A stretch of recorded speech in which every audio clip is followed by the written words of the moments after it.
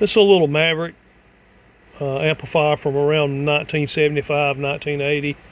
It was made by D&A when sweep tubes were real popular.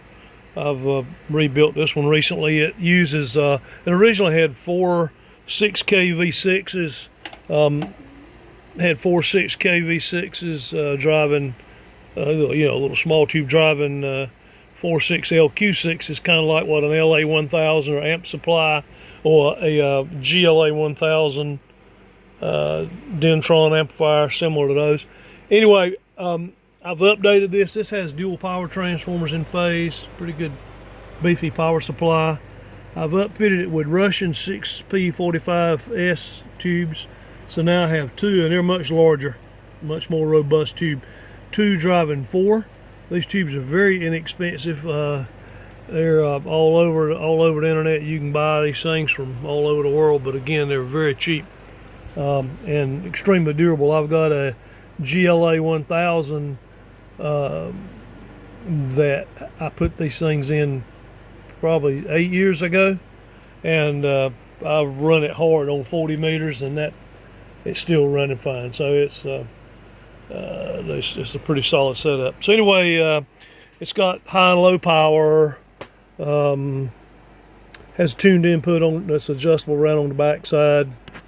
It's designed for low power. However, I did run an ICOM 756 into it, and about 30 watts gave me about 250 watts more power on the output peak, and it didn't. The driver tubes seem to be fine. So just for what that's worth. So I'm using one of the little CBs that I have converted to 10. This thing is on 10 meters pretty much daily on 29.000, the calling frequency, and it works like a charm. So I'm going to show you power output here.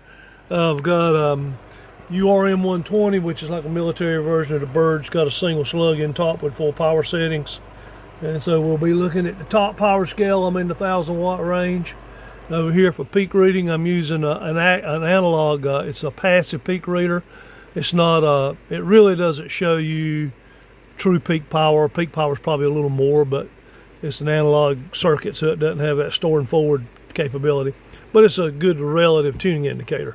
So I'm putting in. Let me see. I'm gonna go back to set that. I'm gonna put in putting about 3 watts drive, and so we're looking at about 350 watts out there, and it coincides with this, about 350. So I have those calibrated together, and that's calibrated against the Bird 43. Here we go, 350. So I'm looking at I'm looking at about 650, 675 peak. So it's a tough little lamp. Looks really nice.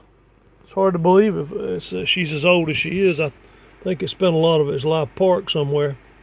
But anyway, there you go. It's a pretty neat little setup. On my blog, also you can see the conversion for some of the other little radios and stuff I put on 10.